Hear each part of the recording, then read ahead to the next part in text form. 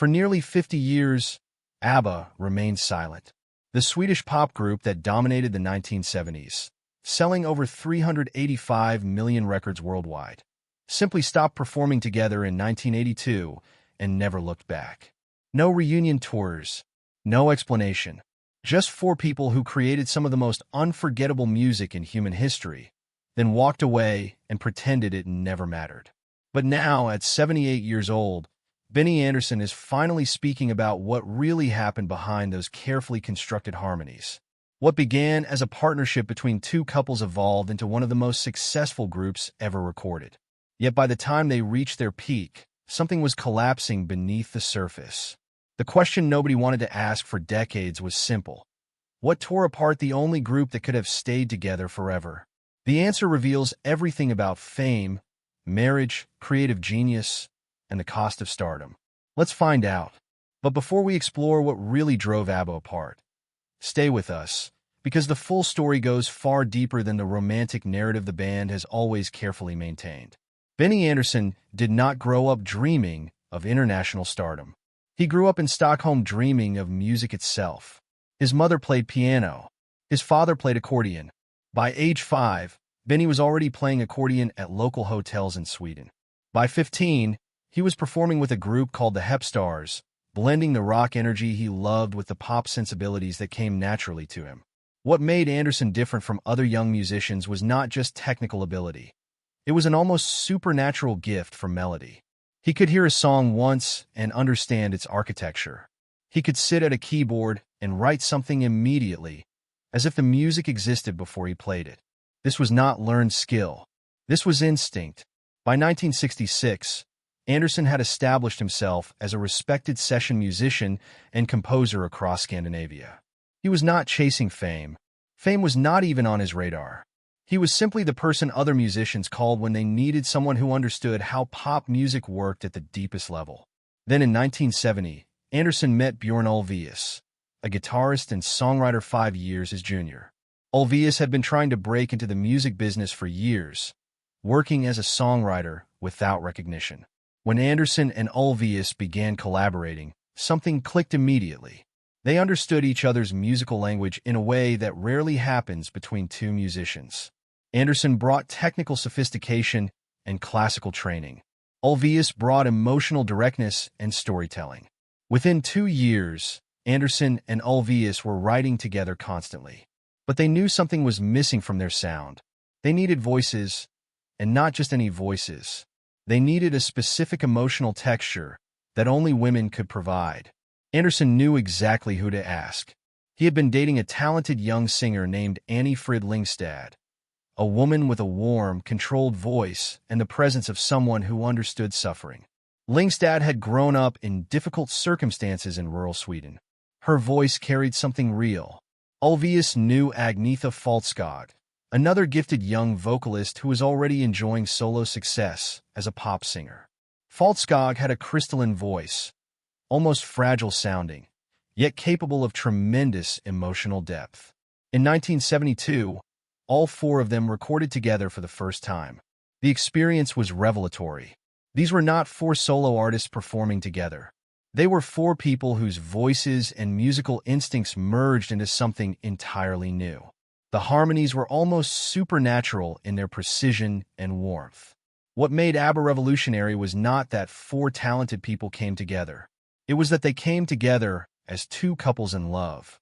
Andersson and Lyngstad were deeply involved. Ulvaeus and Faltskog were seriously dating. The personal intimacy between these couples transformed into musical intimacy. You could hear it in every recording, the way the vocals would breathe together, the way the production would shift to accommodate emotional moments, the way no solo voice ever dominated because the voices were family. In 1973, they officially adopted the name ABBA, the first letters of their first names arranged alphabetically. Andersson, Björn, Benny, Agnetha. It was practical. It was forgettable. It was perfect. Then came 1974 and Eurovision.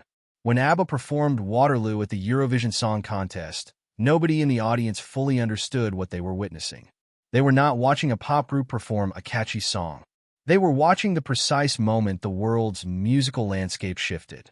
ABBA won Eurovision by a landslide. Within weeks, Waterloo had climbed charts across Europe, North America, and Australia. Within months, ABBA was the dominant force in popular music. The empire had been built. The peak was already visible on the horizon. But the four people inside ABBA did not know they had only 8 years left together as a functioning group. But this is exactly where the story becomes complicated, because success created pressures none of them had anticipated, and what comes next changed everything about how we understand this group forever. From the outside, ABBA's first 4 years after Eurovision looked like uninterrupted triumph. Album after album, hit single after hit single, world tours where audiences wept in their seats.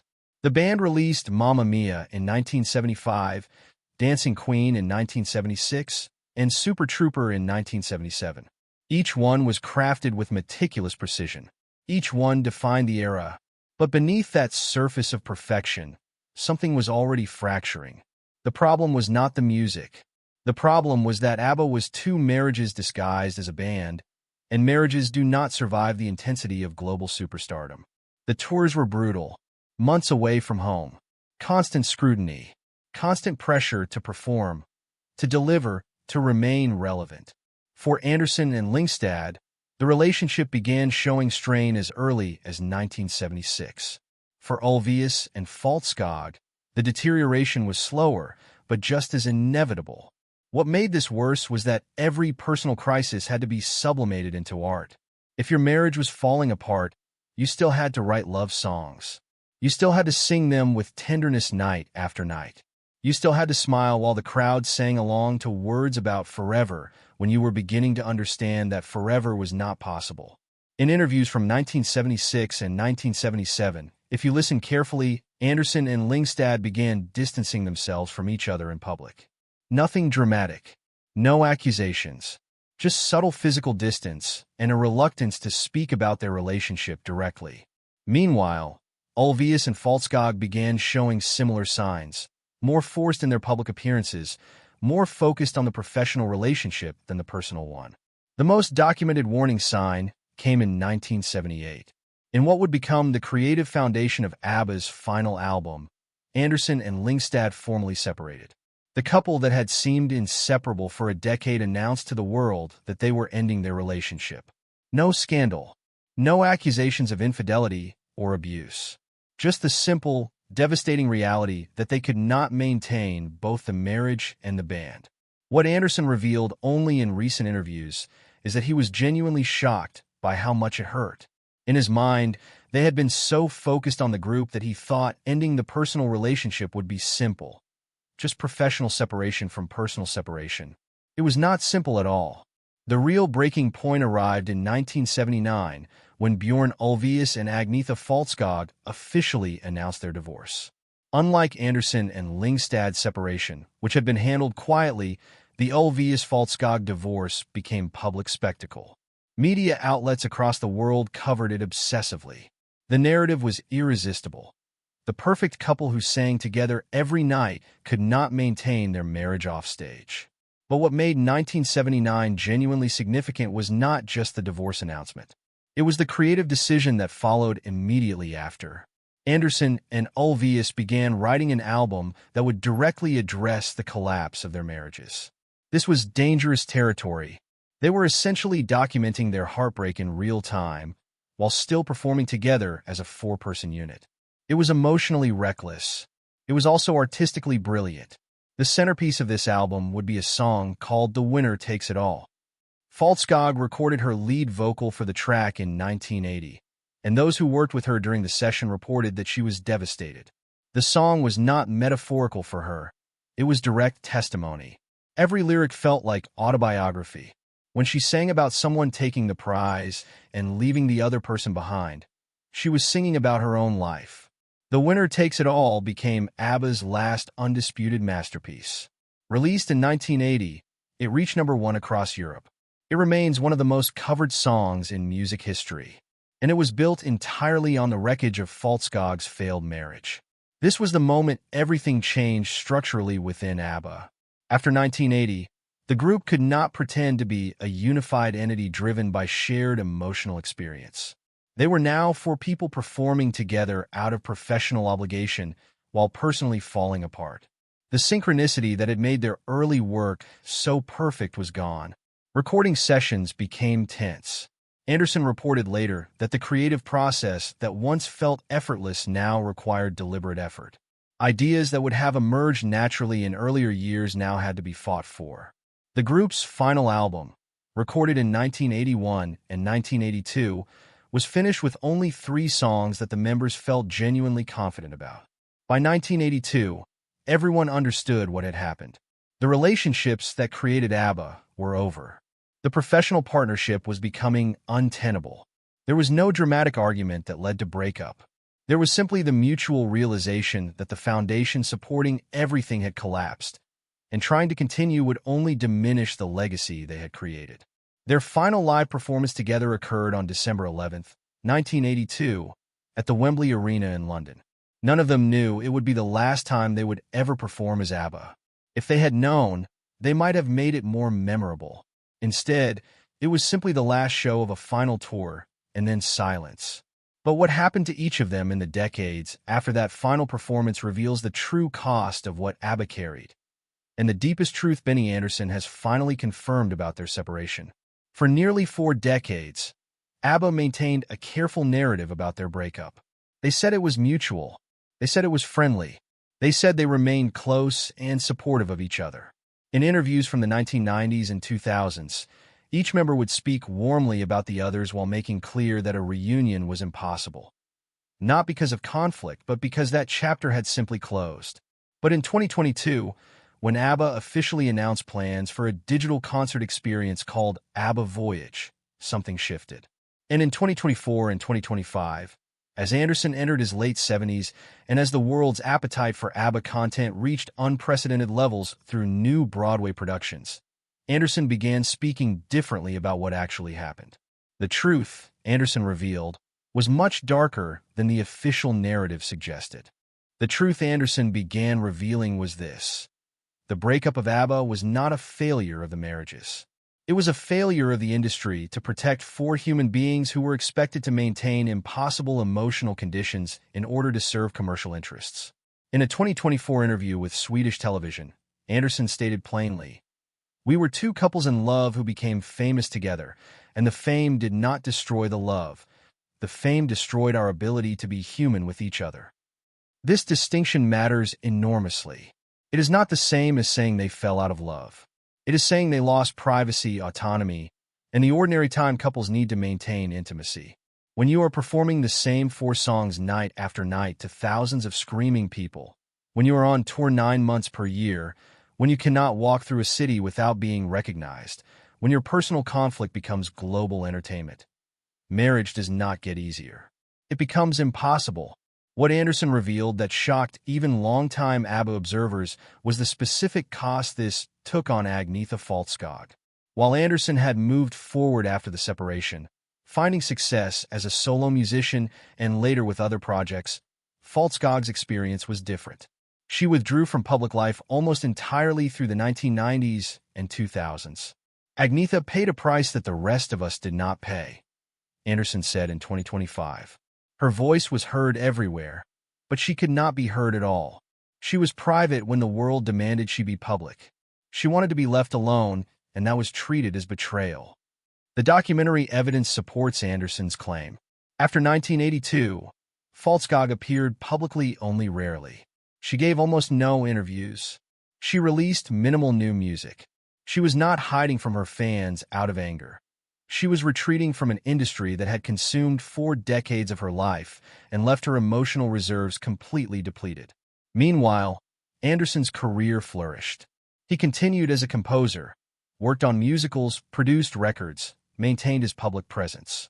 The question Andersson was implicitly answering in these 2024 to 2025 interviews was, why did ABBA's dissolution affect Faltskog so profoundly while Andersson was able to move forward relatively smoothly? His answer, stated carefully but clearly, was this: the industry was built around Bjorn and me as the creators. Agnetha and Anni-Frid were seen as the voices that served our vision. When it ended, Bjorn and I had agency. We could move into other creative projects. Agnetha and Annie Frid were left without the platform that had defined them. That was not fair. This was the deepest revelation Andersson had ever made about ABBA's breakup. He was not defending the decision to separate. He was acknowledging that the structure of the band had always placed the female vocalists in a subordinate creative position, regardless of how important their voices were to the group's sound. Annie Frid had handled this better. She had moved into acting. She had dated high-profile figures. She had maintained a public presence even when ABBA was silent. But Falskog had never found another role that satisfied her, and the industry never offered her one. Where do things stand today? Remarkably, they stand exactly where nobody expected them to in 1982 when the silence began. ABBA's music never faded. It was never really forgotten. Each new generation discovered Dancing Queen and Mamma Mia, and the winner takes it all as if hearing them for the first time. When the stage musical Mamma Mia premiered in 2001, it became clear that ABBA's cultural impact was not diminishing. It was deepening. In 2022, ABBA Voyage brought the group back to audiences through advanced holographic technology. The digital recreations of the four members performing together proved something profound. ABBA's legacy did not depend on the four people anymore. It depended on the music, the harmonies, the architecture of their arrangements. The group that could not survive as a human entity had become something more permanent: art. By 2025, ABBA-related productions had returned to Broadway. New generations of audiences experienced their songs in theatrical form. The music had outlived the dysfunction. The art had transcended the people. For Andersson, now 78 years old, the ability to speak honestly about what happened represents something important. He is no longer protecting the narrative. He is documenting what really occurred. For talented people created something beautiful together, the circumstances of their success made the personal relationships unsustainable. They made a mature decision to end the group, and what remained was the music, which proved more durable than the relationships ever were. The lesson ABBA's story teaches is not simple. It is not that fame destroys love. It is that the structures we build around creative genius often serve commerce better than they serve humanity. So here is the question that matters. Do you think ABBA could have survived if the industry had valued its female members as co-creators rather than voice providers?